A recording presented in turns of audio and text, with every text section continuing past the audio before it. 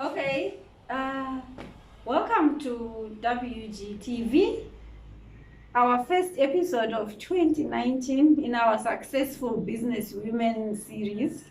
Today I am with Tariro Mageba from Purple Beko.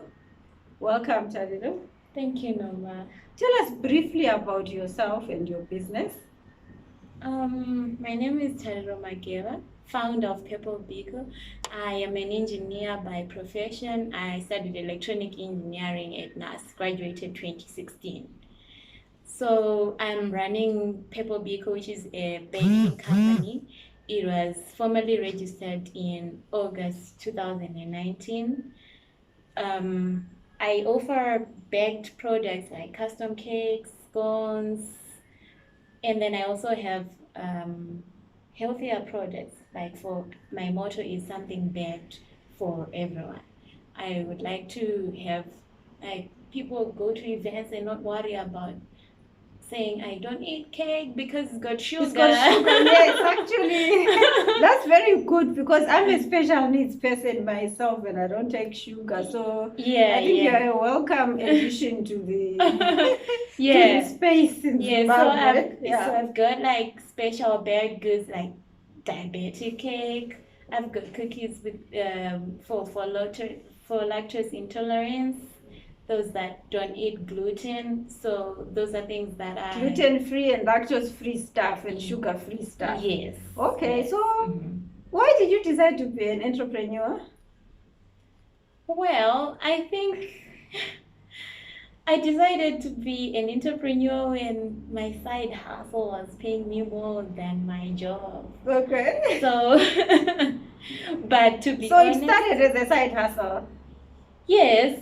Well, it goes back before it was even a side hustle. Mm-hmm. I would just bake for fun. I would bake during functions for my friends. Like I would say, please bring a cake for dessert. Okay. Yeah. And then, So fast forward to when it became a business. okay. So, Why did you decide to start a business in baking?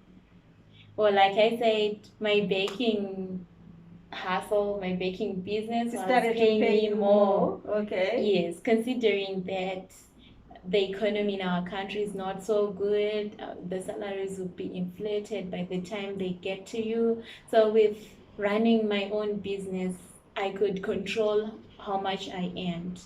So I decided to pursue this and I enjoyed it. It's your passion. Yes. Baking is your passion. Yes, it is. Okay. Uh-huh. It's your passion, not a side hustle. Mhm. And I understand you are a qualified engineer from NAS. Yes. So how is it like an engineer ends up baking cakes and stuff? Uh-huh. It's funny, I get asked that question all the time. And I really do not have the answer for Yes. it. Mm-hmm. So I would say before I became an engineer, before I became that person, I used to love cooking. I used to love baking. I recall when I would go to boarding school, when we closed schools, I would come back from school and my dad would be so overjoyed. He would have bought like ingredients. Waiting for the baker to arrive. Yeah, and he'll be like, yeah, my daughter is here. Okay. We are finally going to enjoy baked things. Like he would collect ingredients before I even get home. So I would say it has always been a part of me, but somewhere down the line, I pursued education, I pursued engineering. You know, engineers, like sciences students, engineers, they don't want to be associated with them. Yeah. So I left it, but then there was a time I decided to say, no, you know what, I should do this again. This was after I went to attachment my fourth year in 2014 to 2015. Mm-hmm. So my pastor at the time, Pastor Sasa, he preached and he said words that got to my heart. He said, remember the little things that you used to love doing as a child. Mm-hmm. Sometimes we become doctors, we become accountants, we become Engineers. engineers. Mm-hmm. But there's those little things we used to love as kids, as children, before we got corrupted by what the world wants. Yes. Sometimes it's those things that takes you to your destiny.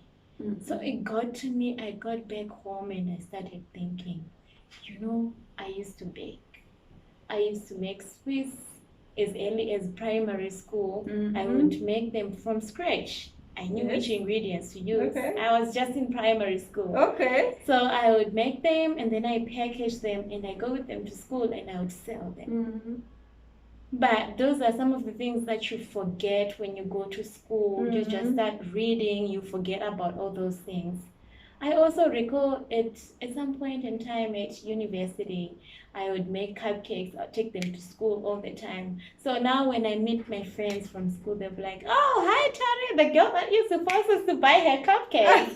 So when I just flash back and look at things, I realize I've always been this person. Okay, so you are happy with what you're doing now? Yes, I'm happy. Okay. Yeah. So is your business profitable? Do you have any regrets of leaving engineering? If I'm to be honest, I don't regret at all. There's satisfaction that comes with running your own business. You control how much you are paid. Yes. There's also satisfaction in knowing that you are paying someone. You have someone working for you and you are paying them. You have created jobs. There's so many things that come with running your own business. You create employment, you control how much you earn, you have so much independence to decide what you want for yourself and for your business. Okay, so I guess you're happy. And I understand your business operates from a home office. Yes. So tell me about the home office thing. How is it like? Why a home office? When I sat down, when I was strategizing on how I was going to run my business, initially I wanted a shop. So I went around town looking for a shop where I was going to operate from. But the rentals I was hearing, they were so steep. And I realized if I pursue the shop, I would drown before my business even starts. Yes. So I then said, you know what? Anything that makes me cut the rentals, that cost has to go out because it's the reason why most startups fail. So I got a place in a CBD. It's a flat. That way, I use it as my home, and my clients, they also collect their orders conveniently because it's in town. Okay, so about clients, do you have lots of clients? I know the baking space is very crowded. Yeah. So do you have lots of clients? I have a lot of them, and they come back. I haven't had customers who make once-off orders and they don't come back. So they come back, which means the clients that I've had from January last year, I still have them. Yes, I still have them. So how do you advertise your work, your business? Well, right now, Pepper Baker has got a website. It's pepperbaker.com. And we also have Instagram and Facebook pages. But if I am to be honest, we've never really pushed advertising that much. Marketing? Yes, my market has grown through referrals.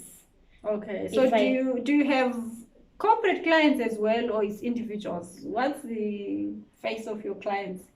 I have a few. I have a few corporate clients that I've worked with, like Tile and Carpet. I have also worked with Cheeseman Daily. Okay. Okay, so do you do wedding cakes? Yeah. Do you do a lot of wedding cakes? It's a market that I'm still trying to penetrate. Okay. But in terms of skill, in terms of everything, I'm good. But it's a market that I'm still trying to penetrate in terms of having people come to order those. Okay. Most of my customers, they mainly order birthday cakes, baby shower cakes, those cakes. Okay, you said you had an online shop. Tell me about the online shop. Oh yeah. So in an effort to integrate other aspects of business into Purple Vehicle, we wanted to do ingredient sales. And we didn't want to get a space to rent in town to be selling those ingredients. So I sat down and I thought about it, and I decided, no, if I can stock my things at home and then have an In your online home shop. office? Yes. Yes. Yeah. And then have an online shop. Yes. So we just sell and market online, and then people can pick their orders, or we do deliveries for bigger orders. So that's how we are operating. We are saying anything that can make us cut the So what do you rentals. have in your online shop? Like, what kind of things do you have? Currently, we have stocked basic baking things like the fresh cream, the cocoa powder, the plastic icing. We have just the basics. We are yet to stock more. We are yet to go into equipment and into yes. Yeah, you seem to be doing well, and I see you are happy with what you are doing. Yes, I am. You are very happy with what you are doing. So can I ask you this question then? What are your goals for 2020? And New Year has just started, and your company started November 2018. You registered it in August 2019. What can we look forward to in terms of Purple Vehicle in 2020? What's your vision 2020? All right, thanks, Norma. I think for me, I started 2020 back when I was still in 2019. Okay. Yes. The online shop, the ingredient sales aspect, that was a goal for 2020. Okay. So we set the foundation. We ordered some of the stuff in December. Yes. And then 2020, we are now pushing sales. We are pushing more orders, and also stocking other things as well besides just basic baking ingredients. And also I bought a laser cutting and engraving machine. Okay. Mainly to make cake toppers. So we hope to be supplying to our competition like Cake Fairy, like Alaska. We hope to be supplying those and even making customized cake toppers for other bakers as well, for other individuals. Oh, that's good. That's good. The best part about this laser thing, you can even engrave and design corporate gifts like key holders. Seriously? Yes, the first one is a Purple Beaker key holder. Oh, okay. Yeah, you should get one for working girl as well. Yes, I should. So this is what the machine does. Okay. Yes, it was initially just for cake toppers, but we can also integrate this aspect as well into the business. So yes, the plan is to grow the business in 2020. Okay, let's fast forward to 5 years from now. Where do you see Purple Vehicle in 2025? Okay, let me start by saying I believe that everything in life happens for a reason. Yes, I believe that too. Yes. I am now a baker. I'm now the founder of a baking company. Yes. But I'm also an engineer by profession. So I hope to say in 5 years from now, I would have opened a manufacturing company for baking equipment. It breaks my heart when I realize that most of the things that we use in the baking industry, they are imported. So if we can have something where we say, I'm a baker, I know what we need in baking. Okay. Yes, so if I can say, all right, we are doing silicone. I like silicone, so my manufacturing company is gonna be for silicone products. Okay. Yeah, silicone, unlike plastic, you can use it numerous times. You don't have to throw away and pollute the environment like plastic, so we can just move away from those plastic things. Unlike metal is so bulky. Silicone, you can basically make a baking tin from silicone, but when you're packing it, you fold it. Okay. But you can fold a metal baking tin. So my hope is to open a manufacturing company by by 2025. By 2025. Yes. Okay, so that's 2025. Like, let's rewind a bit. How difficult or how easy was it to move from being an engineer to baking cakes? I will be honest, it wasn't easy. You know, first and foremost, you have this internal battle within you. You know, you've gone to school, you've studied sciences, you've done in a 5-year long engineering degree program. It's not easy to accept, to make a decision to say, now I'm baking, because baking is something that is looked down on by many people. And as an individual, you're saying, I put so much effort in my school, in my, how can I just leave it just like that? So it was an internal battle for me, but what I love the most one. Okay, so yes. Tell me about the external battle as well. Okay, so the external battle, every family wants a doctor in the family. They want an engineer in the family. Yes. So you can imagine when you tell them, I'm no longer pursuing my engineering career, I'm now becoming a baker. Yes. Like, initially it didn't make sense to them. So people would ask me like, Saka, are you serious? You're pursuing baking? Like, they would send me job links for Australia, for whatever. And I'll tell them, guys, I'm no longer looking for a job. I'm now an engineer. I'm now a baker. I'm now a CEO. Yes. So it wasn't easy. It took me some time. I was in hibernation because I didn't want to be answering the same question over and over again. Yes. Like, so are you serious? You're becoming a baker? Have you really thought this through? Yes. I was just tired of that question. So I hibernated. I stopped visiting family and friends. Okay. So now as an entrepreneur, have you met other entrepreneurs? Are you now happy in your space? Are you no longer isolated?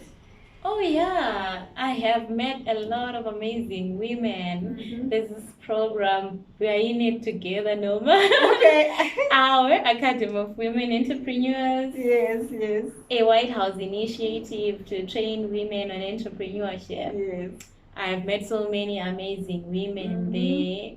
If I'm to be honest, I get so much inspiration. There are times as an entrepreneur that you feel like things are so difficult. Maybe I should just leave this and look for a job. Yes. But when you hear other people's stories, what other like young women who are in entrepreneurship they have gone through, you realize no, this is a journey for every entrepreneur.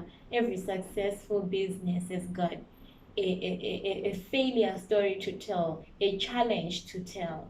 So yeah, I've met so many young women, especially at Awe and in other platforms as well at church. Okay. Yes. Okay. So what advice would you have for other young women who want to venture into entrepreneurship? I would say it's not easy. So you have to make a decision to say I'm doing this full time and I'm dedicated to doing this, because you will face so many challenges than just being at a job where you know you start work at 8 by 5, you'll be done. Entrepreneurship, you can even spend 24 hours a day. Yeah, so it's not easy, but I'd say there are so many benefits that come with running your own business. The satisfaction of saying, I'm now an employer. I have created a job in this very bad economy where there are no jobs.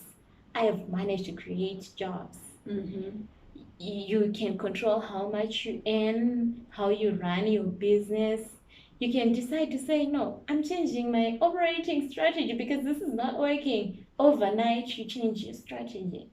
So I can say I enjoy the independence. Okay. Yeah. You're happy. She's happy. Isn't she happy? She's really very happy. Okay, this is another question that I don't close without asking. When are you going to make your first million in United States dollars? Thank you for saying United States dollars, because I was gonna say I'm making my million this year in RTGS. Yes, in RTGS, we're all making our million this year. Yes. With the way that my business is moving, with the way that the rate at which things are going, I would say 2 to 3 years, you'll be talking to your millionaire. 2 to 3 years? One child working on TV will be talking to millionaire Tariro Makiva. Okay. Yeah. So is there anything else that you want to tell our viewers which I didn't ask you in closing? I would say, let us not look down on professions, things like baking, things like chefing. Every profession has got its part it plays in the community. So if a child wants to be, let's say, a musician, don't force the child to be a doctor, because there are some professions that are associated with greatness. I say this from experience. I think that every profession, every business should be treated equally, because God gave us different gifts, and it is up to us to utilize our gifts to make this community a better place. We cannot all be doctors. So let's give the upcoming stars their chance to shine in the fields where they've been gifted, where they've been given natural gifts by God. Like, let's give everybody the chance to shine with their natural gifts. And also, don't procrastinate. When you think of something, do it, because it's more painful to regret not doing something than failing when you try to do it. So that's it. Thank you very much, Tariro. This is me, Nomalanga, signing off from Working Girl TV. I'll see you again next time when I interview another happy entrepreneur. This show is only for happy people. Yeah. Okay, let's look happy. Thank you, Noma. Cut. What? So long. 22 minutes.